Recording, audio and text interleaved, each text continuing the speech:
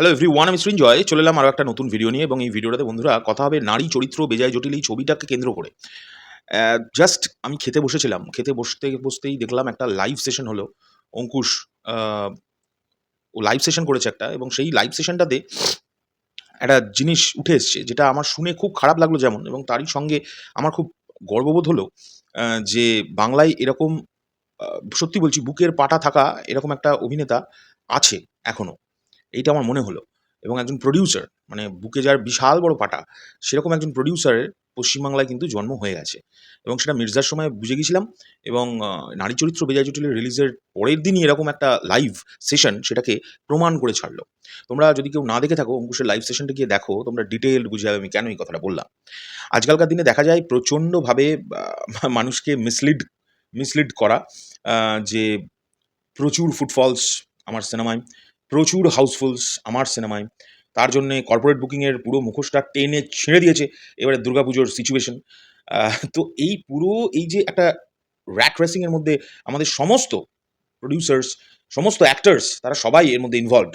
উম একদম অন্যরকম দেখলাম অঙ্কুশ, এবং সেটার জন্য I am very, very happy. এবং তার সাথে আমি খুব দুঃখ পাচ্ছি একটা বিষয়ে, যে পশ্চিমবাংলার যে অডিয়েন্স যারা বলে আমরা বাংলা ছবি দেখতে ভালোবাসি, অ্যাম যারা হোয়াটসঅ্যাপ গ্রুপে আমার চোখের সামনে দেখা যে বাংলা সিনেমাকে অপমান করা, হিন্দি সিনেমা এত এখান থেকে কামিয়ে নিয়ে যাচ্ছে, সেই অডিয়েন্সগুলোকে আমার কোয়েশ্চেন, তারা কই? তারা কই? তারা আসলেই কি বাংলা ছবি দেখতে ভালোবাসে? যদি ভালোই বাসতো তাহলে অঙ্কুশের মতো ওরকম একজন আম হিম্মতদার নায়ক, হিম্মতদার তো বলতেই হবে আজকের পর থেকে, আমি এটা দেখে স্টান্ট হয়ে গেছি।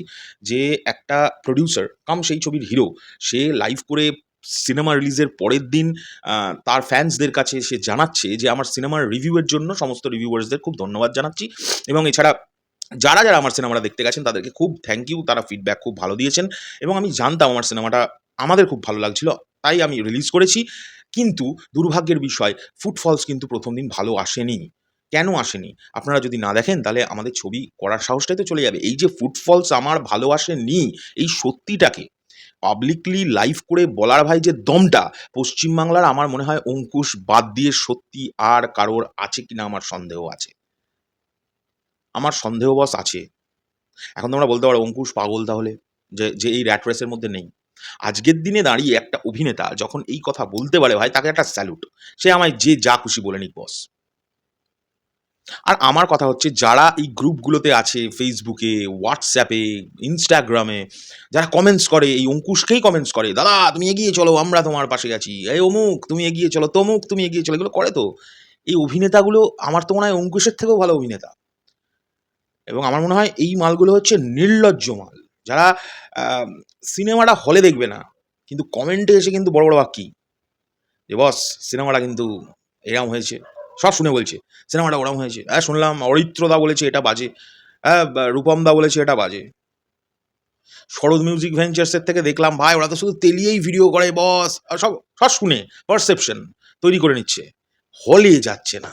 কি দুর্ভাগ্যের বিষয়।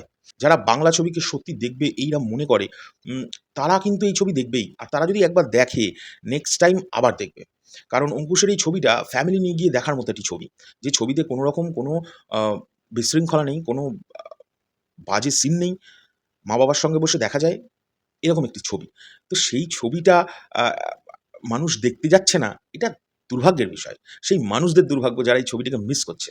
এটা আমি বলতে চাইছি যে বস হলে যাও। হলে গিয়ে বাংলা ছবির পাশে দাঁড়াও, এই কথাটা বাইরে থেকে বাড়ি থেকে না বলে হলে গিয়ে দেখো, প্রোডিউসারের পাশে দাঁড়াও। অঙ্কুশের মতো একটি ছেলে যে এই সিনেমাটা বানিয়েছে, সে ওপেনলি তো তোমাদের কাছে একদম ওপেনলি বলে দিচ্ছে যে আমার ফুটফলস ভালো হচ্ছে না।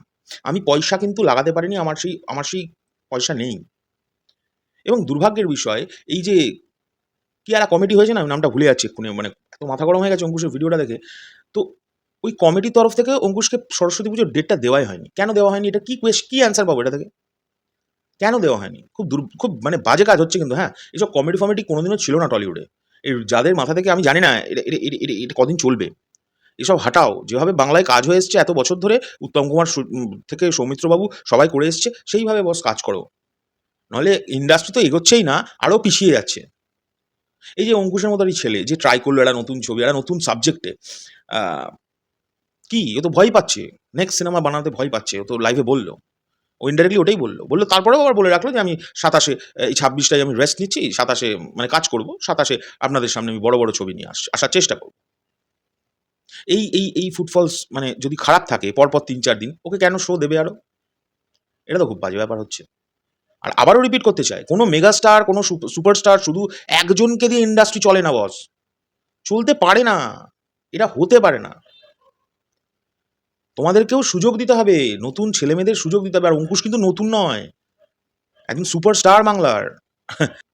যদি এরম পারসেপশন হয়ে থাকে না পশ্চিমবাংলার ফিল্ম ইন্ডাস্ট্রি, তাহলে কিন্তু নতুন ডিরেক্টর ওঠা বা নতুন প্রোডিউসার, নতুন অভিনেতা কিচ্ছু হবে না।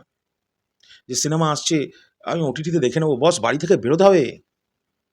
বাড়ি থেকে বেরোতে হবে। যেমন আনন্দের সঙ্গে আম অমুকের সিনেমা দেখতে যাও, যেমন আনন্দের সঙ্গে 'দেবদাস' সিনেমা দেখতে যাও। আমি 'দেবদার' নামটা কেন করছি? বিকজ আমি ওনাকে প্রচণ্ড ভালোবাসি তাই। ভালোবাসি। মানুষটাকে খুব ভালোবাসি। তাই নাম করার সাহস পাচ্ছি। আর অন্যগুলোর আমি নাম নিচ্ছি না। ওরকম আমি এভয়েড করছি। সো আমি আ তাদেরকে বলতে চাই, "বস প্লিজ সিনেমাটা গিয়ে একটু সাপোর্ট করো। সিনেমাটা সত্যি সাপোর্টের প্রয়োজন। সিনেমাটা ভালো হয়েছে।" একটা বা দুটো নায়কের উপর বেস করে একটা গোটা ইন্ডাস্ট্রি চলতে পারে না। চলতে পারে না। চলতে পারে না। আমারও লাইফটা দেখে খুব খারাপ লেগেছে। তোমরা নিজেরা দেখো না কতটা অসহায়ের মতো বলছে। ও কিন্তু দুঃখ পেয়ে বলছে এরকম নয়। ও খুব স্ট্রেইট ফরওয়ার্ড আমি এটা ফিল করলাম। অঙ্কুশ প্রচণ্ড স্ট্রেইট ফরওয়ার্ড এবং মির্জার সময়ও দেখেছিলাম বক্স অফিস দিয়েছিল। আবার আজকে দেখলাম ফুটফলস নিয়ে ওপেনলি বলছে, সিনেমা রিলিজের পরের দিন এরম ধক থাকার দরকার। পশ্চিমবাংলায় এরকম একটা নায়ক আছে আমি আজকে থেকে খুব প্রাউড ফিল করছি। বস সিনেমা করেছি, চলছে না আমি এটা বলছি। চলেনি বস ১ম দিন। গল্পটা খুব ভালো তাও লোকে দেখতে আসছে না। এই এই মেসেজটা কি যাচ্ছে বাইরের অডিয়েন্সের কাছে? যে পশ্চিমবাংলার লোকেরা সিনেমাই দেখতে যায় না। বাংলা সিনেমা দেখতে যায় না। কিন্তু ফেসবুকে বাংলাকে ছোট করছে, অমুককে কাটি করছে, একে ও এই বলল, ওকে ও তাই বলল। ও কি পারবে? এই নিয়েই ব্যস্ত। হলে যান, হলে যান।